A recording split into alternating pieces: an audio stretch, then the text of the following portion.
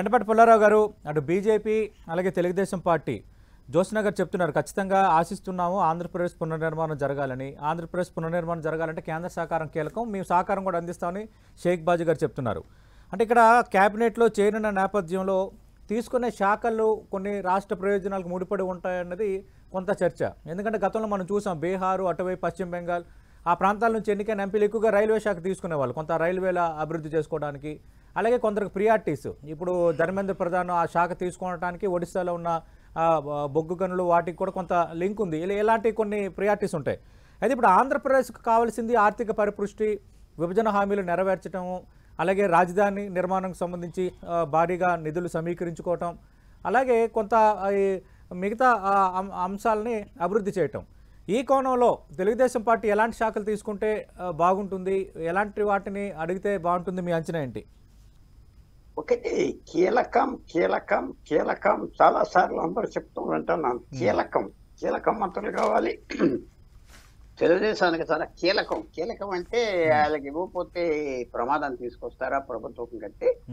నిన్న రాత్రి నుంచి 292 నుంచి 300 దాటిపోయింది ఎవరికి బీజేపీ సపోర్ట్. ఇంకా కీలకం తగ్గిపోయి ఇంకా వెళ్ళిపోతారు, 310 అలా వెళ్ళిపోతారు. పక్కన ఒక రిజర్వ్ లో 4 కూడా ఉన్నారు ఎంపీ.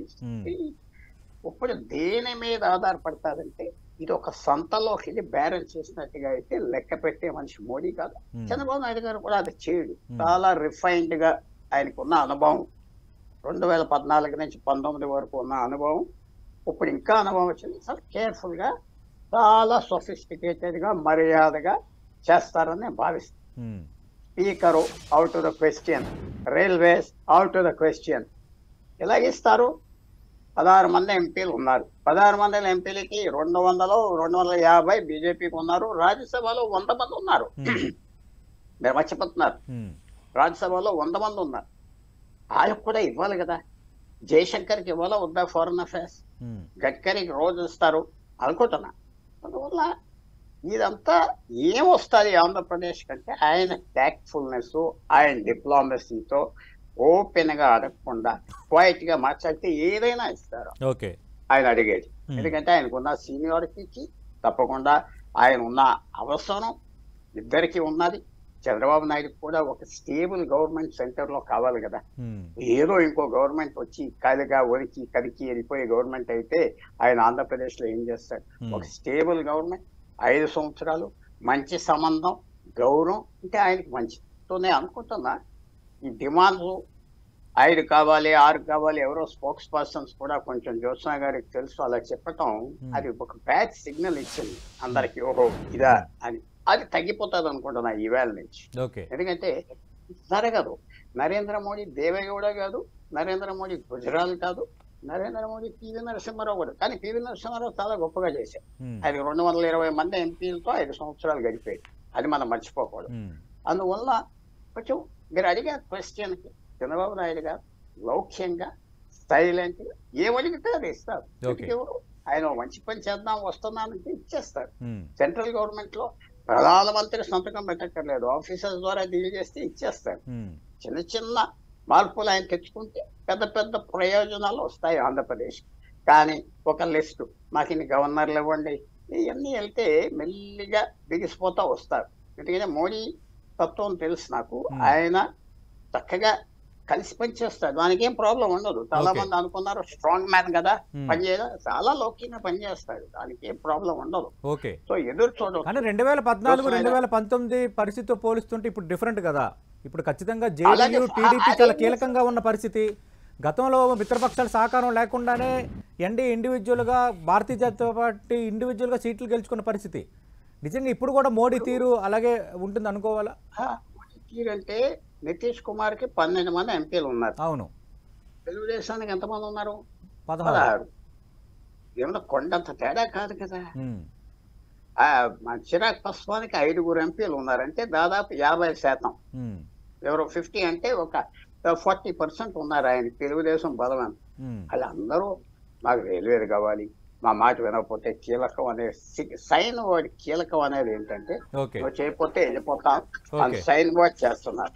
అందువల్ల అది తగ్గిస్తారేమో నేను భావిస్తున్నాను. ఓకే. తప్పకుండా జరుగుతుంది. ఓకే. కానీ ఇది కీలకం కాదు. ఇంకా ఆయన కూడా, నేను కూడా ఎక్కడ వెళ్ళలేదు. నిన్నటి నుంచి చంద్రబాబు నాయుడు గారు వెళ్ళలేదు. ఓకే. వాళ్ళ స్పోక్స్ పర్సన్స్ లేకపోతే నాయకులు వాళ్ళు వచ్చేసారు. కానీ తర్వాత చంద్రబాబు నాయుడు గారు కూడా ఏమన్నాడు, వాజ్పేయి గవర్నమెంట్ లో 1999 నుంచి 2004 వరకు నీకు తెలిసే ఉంటది కదా, స్పీకర్ చాలు ఇంకెవరో మంత్రులు అక్కర్లేదు, వీళ్ళు చేసే పని ఏంటి అన్నాడు. అది అన్నాడు. ఎందుకంటే ఆయన మేనేజ్ చేసుకున్నాడు. ఆయన ఢిల్లీ వచ్చేవాడు, ఆయన మంత్రులు కలిసేవాడు. అప్పుడు కూడా పొజిషన్ వేరు.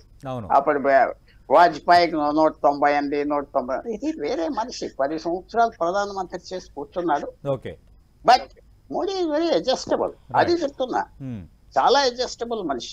ఎందుకంటే ఆయన కేబినెట్ తో ఫుల్ పవర్స్ ఇచ్చాడు. లాస్ట్ 10 సంవత్సరాలు ఇష్టం వచ్చింది చేయటం. కొంతమంది బాగా చేశారు, కొంతమంది నాశనం చేశారు, అది వేరే విషయం.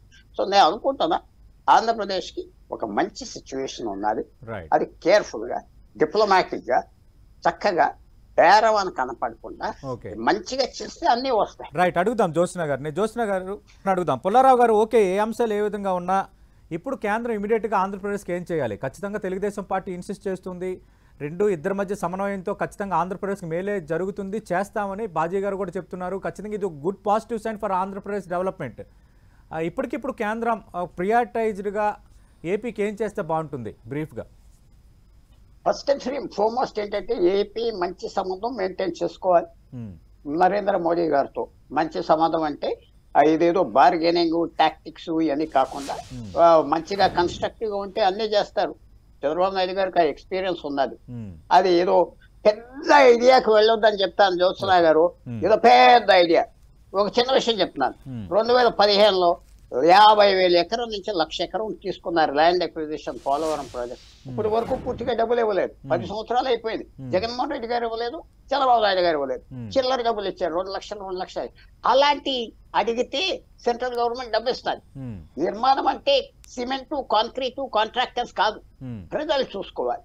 అది ఆయన చేస్తారు ఈ టర్మ్ లో అని నేను చాలా ఆశిస్తున్నా. నరేంద్ర మోడీ గారు ఏమన్నారంటే, నాతో ఒకసారి స్టేట్ ఏం పంపించినా చేస్తాను, అది పంపించకపోతే ఏం చేస్తానని నాతో 2017లో చెప్పడం కూడా జరిగింది. సో అలాంటి ఆశిస్తున్నా. ఆయన కొత్త చంద్రబాబు నాయుడు గారు ఇలాంటి విషయాలు సెటిల్ చేస్తే చాలా పెద్ద పేరు వస్తుంది. People will be very happy.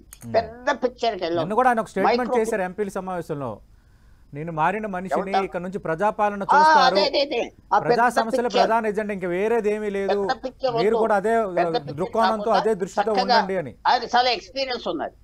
Lot of experience, విశేషమైన ఎక్స్పీరియన్స్ ఉన్నది.